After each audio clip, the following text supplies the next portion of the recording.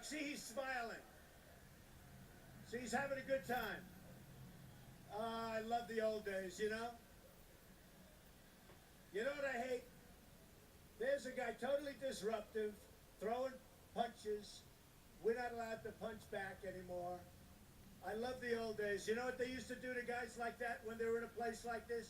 They'd be carried out on a stretcher, folks. That's true. You know, I love our police, and I really respect our police, and they're not getting enough. They're not. But honestly, I hate to see that. Here's a guy throwing punches, nasty as hell, screaming at everything else when we're talking. And he's walking out, and we're not allowed, you know, the guards are very gentle with him. He's walking out like big high fives, smiling, laughing, like to punch him in the face, I'll tell you.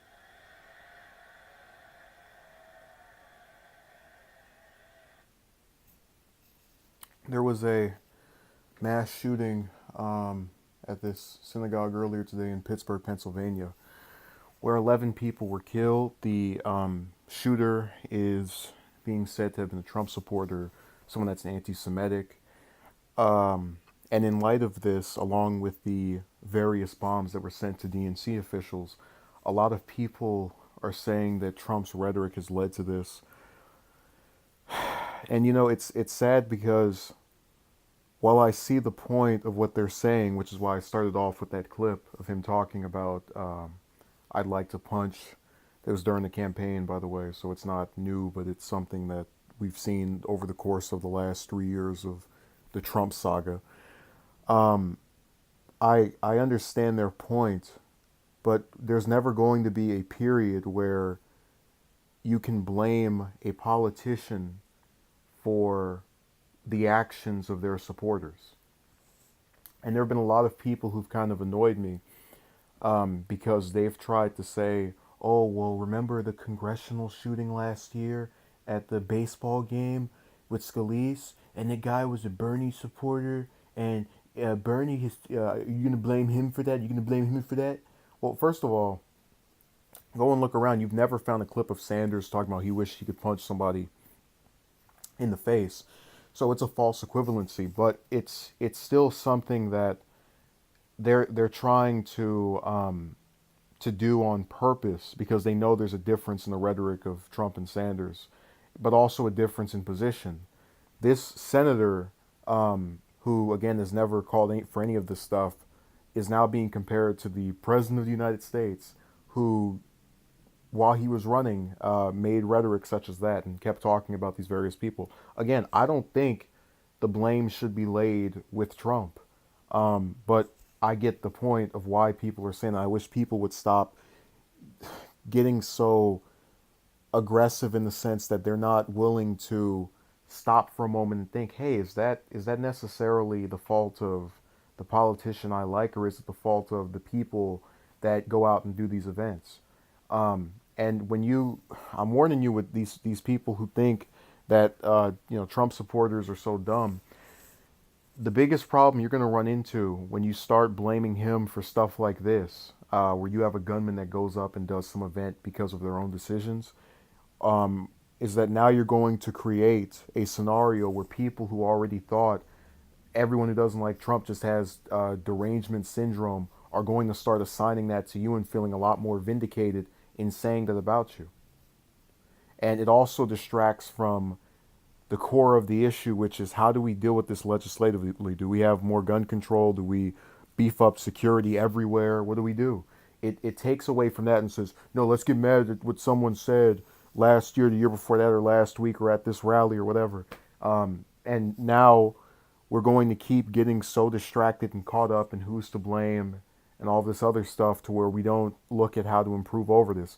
And really, I want you to understand, this shooting is going to not be even a topic after, probably before the weekend is up. We've got one more day, tomorrow, Sunday.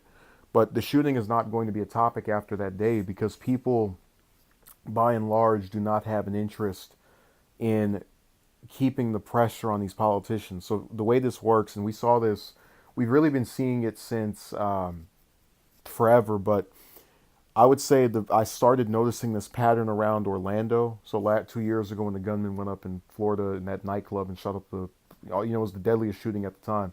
But I said to myself, "Whoa, this big shooting just happened. All these people got murdered. We're definitely going to get some new laws." The governor of Florida did nothing. The president of the United States did nothing.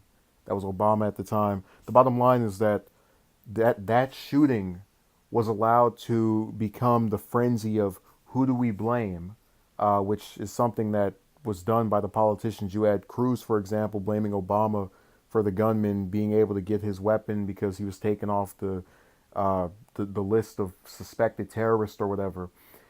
And when they do that, they're purposely trying to get away from how do we address events such as this? How do we stop these people with these semi-automatic rifles from being able to take out loads and loads of lives before the police get anywhere? And people who are saying, "Oh, this shooting, Trump condemned it so strongly, and something is going to change." No, it won't. Remember what he said about Vegas, the clip where he was talking about how it was a miracle that only 50 plus people got murdered. We're not going to get a change or a difference at all, because these same patterns are going to keep getting in the way of that happening. Now, a lot of people are saying, when you bring up gun control, this is a redundant topic. Well, these shootings are redundant. We're getting one of these every single day. While people whine about some caravan and all this other nonsense.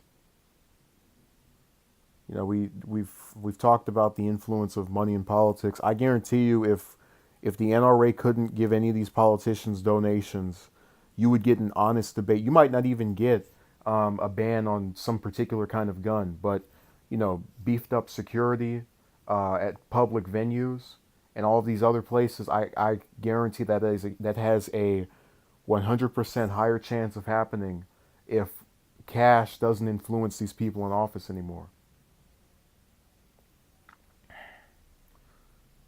And I do feel frustrated because when I came on here, I was going to do my usual of, "Oh my God, it's so horrible. All these people have been murdered." And it is horrible. But I want people to realize, when I talk about the Twilight Zone, it's based off of the fact that we're living in this thing of a Ferris wheel, where the same event keeps happening over and over again. The same group of people react the same way, and we get over it after a couple of days, never talk about it once again, ever or at all, and then another one happens, and the cycle repeats itself. Nobody gets tired of that. I have. I've been tired of it since last year with the Vegas shooting, and I'm still shocked by how little people talk about that now. It was the deadliest shooting in U.S. history by a lone gunman, and was gone, almost completely eviscerated from the headlines the month after it happened. So there's a lot of stuff in this story. I wish that people would stop blaming Trump for his rhetoric, because you're not going to change him or his supporters or anyone else's minds that already has been made up about him. You're going to rally people that think the idea that someone saying a particular thing influences all these people to go out and commit terrorist acts, to rally toward him and just help him get a second term. That's all that does, because you're going to allow him. I guess I want people to figure this out.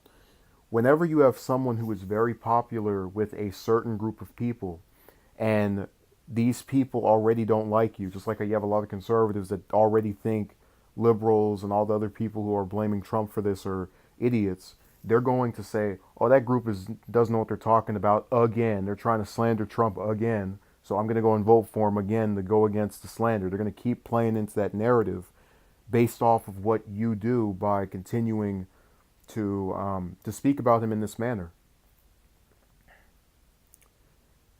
And really, the main topic at this point should be about figuring out how to address these matters. People talk a little bit about mental health, but I very rarely ever see anyone talk about what kind of security do we have at these places. Is it good? Is it crappy? If it's crappy, why is it crappy?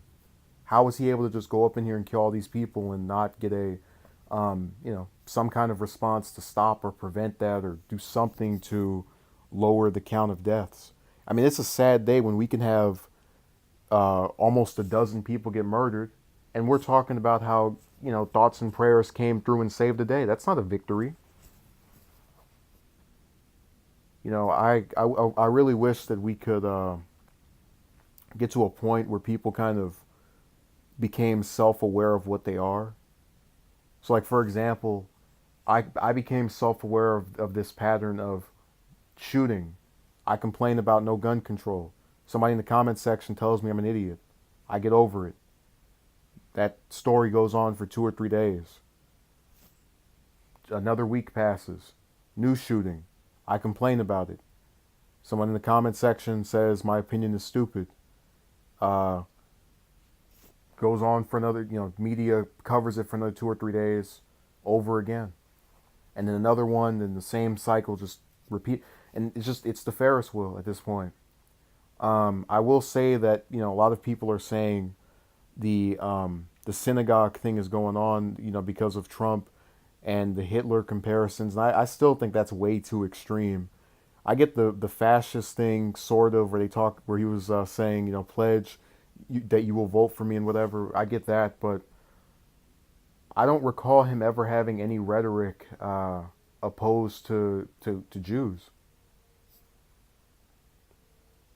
And, he'll quickly point out that his daughter is Jewish, so I just, people are really, I hate this because I'm not a fan of his, and I'm having to defend him, like always, against people that I'm supposed to be on the team of. These are my similar believing individuals, and they're all blaming him for this stuff.